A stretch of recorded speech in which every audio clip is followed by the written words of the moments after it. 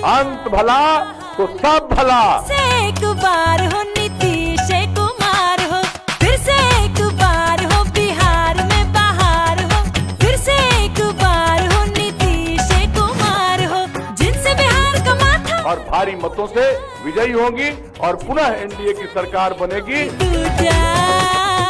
नमस्ते, मैं अभिनय आकाश और प्रभा साक्षी के इस खास कार्यक्रम में एमआरआई में आपका स्वागत है। एक बार फिर से हम आपके सामने मोस्ट रिलायबल इंफॉर्मेशन यानी एमआरआई के साथ मौजूद हैं। 4 नवंबर साल 1974, एक ही तीर पर कैसे रुकूं मैं आज लहरों में निमंत्रण है।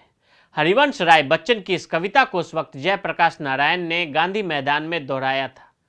जीपी के एक चेले की आवाज गूंजती है, मैं नीतीश कुमार। वक्त था 3 मार्च 2000, जब महज एक हफ्ते के लिए नीतीश कुमार मुख्यमंत्री बने थे। नीतीश ने पर्याप्त बहुमत नहीं था, इसलिए इस्तीफा दे दिया।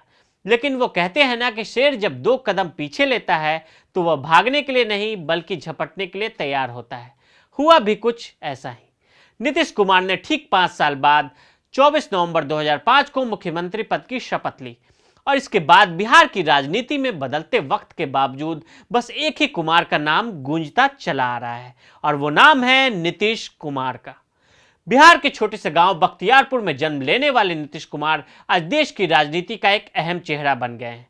दिलीप कुमार, मनोज कुमार, किशोर कुमार, 50-60 के दशक में फिल्मों में कुमार का राज था, लेकिन राजनीति के इकलौते कुमार का जन्म पटना से 50 किलोमीटर दूर एक छोटे से कस्बे बख्तियारपुर में हुआ। 1 मार्च 1951 यानी देश की आज़ादी मिलने के 4 साल बाद बख्तियारपुर के एक छोटे से गांव में नीतीश को आज भी मुन्ना के नाम से पुकारते हैं। नीतीश के पिता जाने माने आयुर्वेदिक वैद्य थे। नीतीश अपने पिता के वैद्य खाने में मदद करते थे और जब मरीज नीतीश के पिता को दिखाने आते थे तो पिता के कहने पर वो दवा की पुड़िया बनाते थे। नीतीश के पिता रामलखन सिंह वैद्यराज के साथ साथ कांग्रेस नेता भी थे। साथ ही बिहार के दिग्गज नेता रहे अनुग्रह नारायण सिंह के बेहद करीबी भी थे। अनुग्रह नारायण सिंह अक्सर उनके गांव आते थे और नीतीश उन्हें बड़े गौर से सुनते थे। नीतीश ने बिहार कॉलेज ऑफ इंजीनियरिंग से इलेक्ट्रिकल इंजीनियरिंग की डिग्री भी हासिल की थी। उन्होंने कुछ वक्त तक बिहार बिजली बोर्ड में काम भी किया, लेकिन बाद में नीतीश ने राजनीति में रहकर लोगों की सेवा का रास्ता चुना। नीतीश के पुत्र निशांत इंजीनियर हैं और पीआईटी मिश्रा से इंजीनियरिंग की डिग्री ली है। उनका राजनीति से कोई संबंध नहीं है। नीतीश के परिवार में एक बड़े भाई सतीश हैं और एक बहन है। सतीश किसान हैं और बख्तियारपुर में खेती बाड़ी का काम करते हैं। नीतीश की खासियत है कि वो सरकारी संसाधनों से अपने परिवार को दूर रखा है। यही वजह है कि नीतीश के परिवार के बारे में बहुत कम ही लोग जानते हैं। नीतीश कुमार बख्तियारपुर से अपने स्कूल पैदल ही आते जाते थे। रास्ते में एक रेलवे लाइन भी पड़ती थी। एक बार नीतीश मालगाड़ी के नीचे से रेल लाइन पार कर रहे थे, तभी ट्रेन चल पड़ी और नीतीश बाल बाल बचे। बताते हैं कि नीतीश जब रेल मंत्री बने तो उसी जगह फुट ओवर ब्रिज बनवाया ताकि किसी को रेल लाइन पार न करनी पड़े। नीतीश कुमार को फिल्मों का भी खूब शौक था और 10वीं के बाद पटना साइंस कॉलेज में एडमिशन लिया। बिहार बोर्ड की परीक्षा के बारे में तो आप जानते ही हैं। नीतीश की बोर्ड परीक्षा के दौरान समय पूरा होने पर इन्विजिलेटर ने नीतीश की गणित की कॉपी छीन ली थी। मुख्यमंत्री बनने पर उन्होंने आदेश दिया था कि बिहार बोर्ड एग्जाम में स्टूडेंट को 15 मिनट का अतिरिक्त समय दिया जाए, जिसमें कोई भी छात्र परेशान न हो। 70 के दशक में इंदिरा गांधी की नीतियों के खिलाफ पूरे देश में गुस्सा था और जयप्रकाश नारायण के नेतृत्व में बिहार के साथ पूरे देश में आंदोलन चल रहा था। इसी जेपी आंदोलन में नीतीश कुमार भी शामिल हुए थे। नीतीश ने संजीदा और शांत होकर काम किया। नीतीश, लालू, सुशील मोदी, रामविलास पासवान के साथ जेल भी गए। नीतीश पटना के फुलवाड़ी कैंप जेल में 19 महीने रहे। नीतीश ने 70 के दशक में अपनी राजनीति की शुरुआत की थी। नीतीश ने जेपी आंदोलन में बड़ी भूमिका के बाद उनकी राजनीति अलग तरीके से शुरू हुई।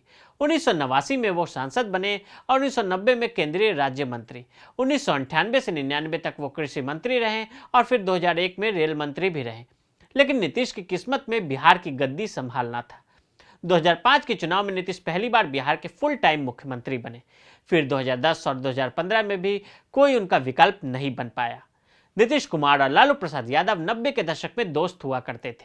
दोनों की दोस्ती के चर्चे मशहूर थे, लेकिन 2005 में नीतीश ने बीजेपी के साथ मिलकर बिहार में सरकार बना ली और लालू की 15 सालों की हुकूमत को खत्म कर दिया। लेकिन राजनीति में दोस्ती और दुश्मनी स्थायी नहीं होती, इसलिए 2013 में जब बीजेपी से गठबंधन तोड़ा उसके बाद लालू ने उनका हाथ थामा और दोनों ने 2015 के चुनाव में महागठबंधन उतारकर साथ सरकार बनाई, लेकिन दोस्ती से शुरू हुई इस रिश्ते में फिर से दरार पड़ गई।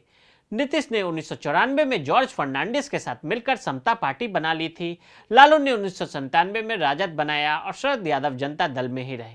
साल 2003 में समता पार्टी का विलय जनता दल में हो गया और पार्टी का नाम जनता दल यूनाइटेड हो गया। नीतीश कुमार वीपी सिंह और वाजपेयी सरकार में मंत्री रहे। गांधी जी का एक सूक्ति वाक्य है, बोलो तभी जब वो मौन से बेहतर हो। आज चुनाव का आखिरी दिन है और परसों चुनाव है। ये मेरा अंतिम चुनाव है, अंत भला तो सब भला। अब आप बताइए कि वोट दीजिएगा ना इनको? हाथ उठाकर बताइए। हम इनको उम्मीदवार जीत की माला समर्पित कर रहे हैं।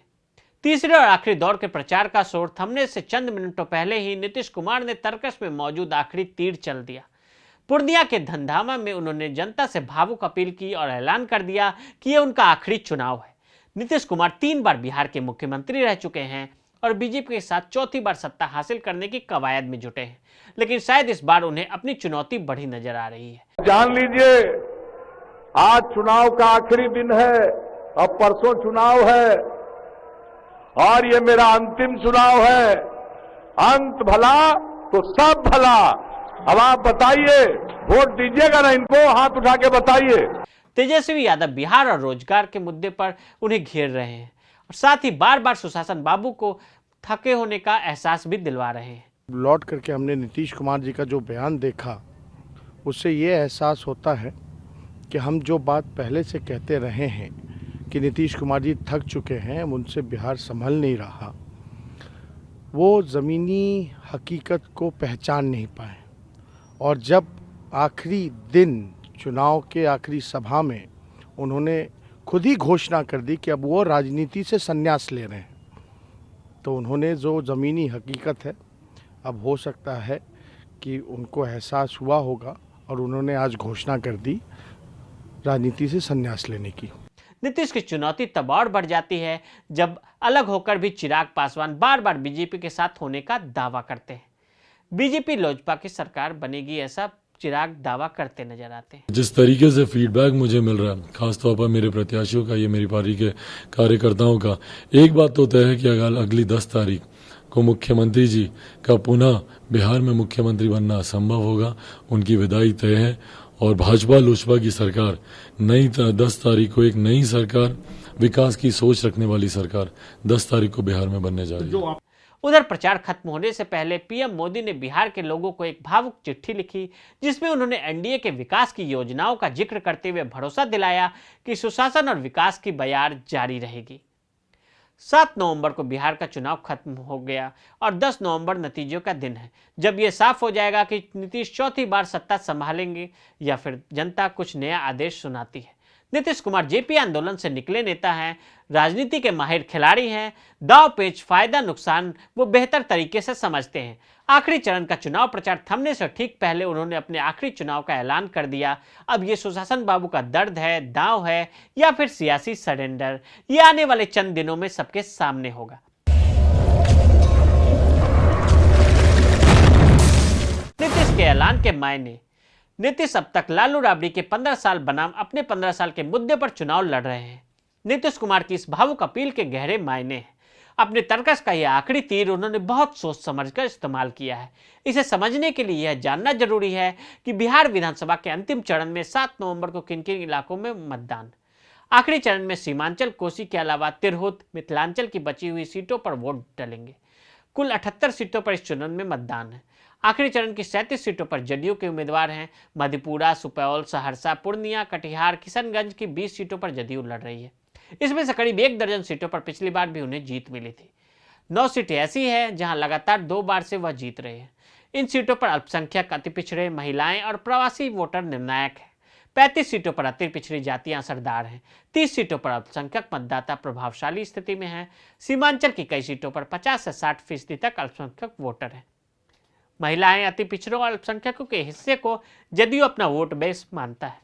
महिलाओं को छोड़ दे तो नीतीश कुमार का आधार इस चुनाव में खिसकता नजर आया है। ऐसे में उनके अंतिम चुनाव वाली अपील काम कर गई तो न केवल यह बिखराव रुकेगा बल्कि एनडीए का बहुमत भी मजबूत होगा। यह भी संभव है कि इस अपील की बदौलत जदयू खुद उस आंकड़े तक पहुंच जाए जहां फिलहाल उसके पहुंचने की कोई सूरत नहीं दिखती। बिहार की राजनीति में 3 मुख्य राजनीतिक दल ही सबसे ताकतवर माने जाते हैं। इन तीनों में से 2 का मिल जाना जीत की गारंटी माना जाता है। बिहार की राजनीति में अकेले दम पर बहुमत लाना अब टेढ़ी खीर है।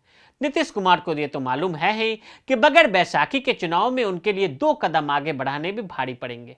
बैसाखी भी कोई मामूली नहीं बल्कि इतनी मजबूत होनी चाहिए जो साथ में हो तो पूरी ताकत से डटी रहे, विरोधी पक्ष की ताकत पर भी बीस पड़े। अगर वो बीजेपी को बैसाखी बनाते हैं और विरोध में खड़े लालू परिवार पर भारी पड़ते हैं और अगर लालू यादव के साथ मैदान में उतरते हैं तो बीजेपी की ताकत को हवा हवाई कर देते हैं। बिहार की राजनीति में टीना फैक्टर यानी देयर इज नो अल्टरनेटिव जैसी थ्योरी दी जाती है, लेकिन राजनीति में एंटी इनकम्बेंसी भी कोई चीज होती है। एक गाना बना बंबई में काबा, इस गाने को पूर्वांचल बलिया के डॉक्टर सागर ने लिखा और गाने पर अभिनय बिहार बेतिया के मनोज वाजपेयी ने किया।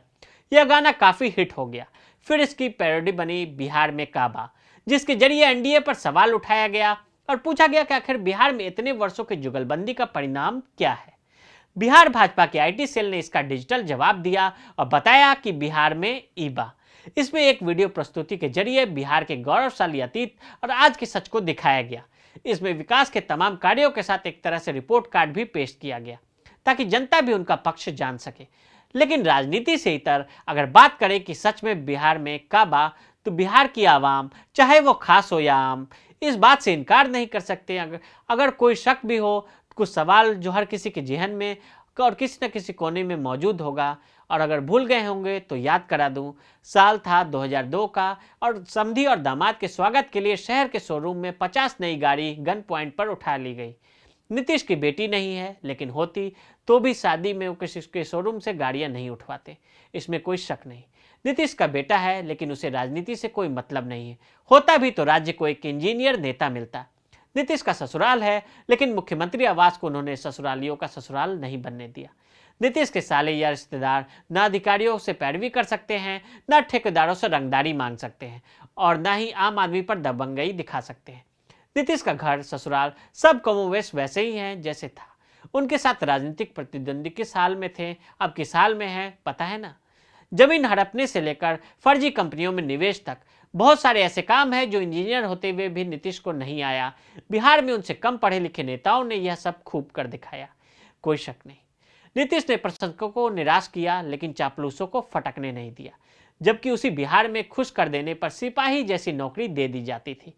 चापलूसी ही नौकरी की अर्हता होती थी, सही है ना। इसमें दो राय नहीं कि नीतीश ने अधिकारियों को ज्यादा छूट दे दी है, लेकिन बिहार में जदयू कार्यकर्ताओं को गुंडा नहीं बनने की इजाजत है। वो किसी अफसर से हाथापाई तो दूर, गलत बोलने से पहले सोचेंगे, यदि करेंगे तो भुगतेंगे। नीतीश मीडिया से बात करने से इनकार कर सकते हैं, लेकिन पत्रकारों को धकिया नहीं सकते। उसी बिहार में जहां नेता तो नेता उनके बेटे तक पत्रकारों से हाथापाई कर लेते हैं, और इससे संबंधित कई वीडियो आपको भी यूट्यूब पर आसानी से मिल जाएंगे। नीतीश के सामने अधिकारियों को खड़ा रहना पड़ सकता है, लेकिन जलील नहीं होना होगा। नीतीश कुर्सी पर बैठकर आईएएस जैसे महत्वपूर्ण सेवा वाले अधिकारियों को अपने पैर के पास दरी पर नहीं बैठाएंगे, खैनी तो बिल्कुल भी नहीं रगड़वाएंगे। नीतीश सरकार में ईवीएम में खराबी पर या देरी से पहुंचने पर मतदान में देर हो सकती है, लेकिन बूथ नहीं लूट सकते। नीतीश के राज में योग्य को नौकरी मिलने में देरी हो सकती है, लेकिन अयोग्य को रिश्ते या नाते या अन्य वजहों से बगैर परीक्षा नौकरी नहीं मिल सकती। नीतीश करोड़ों के राजस्व नुकसान को झेलते हुए बिहारियों के बेहतर स्वास्थ्य के लिए शराब बिक्री रोक सकते हैं, सिर्फ वोट के लिए शराबियों से समझौता नहीं कर सकते। कालाबाजारी इतर विषय है।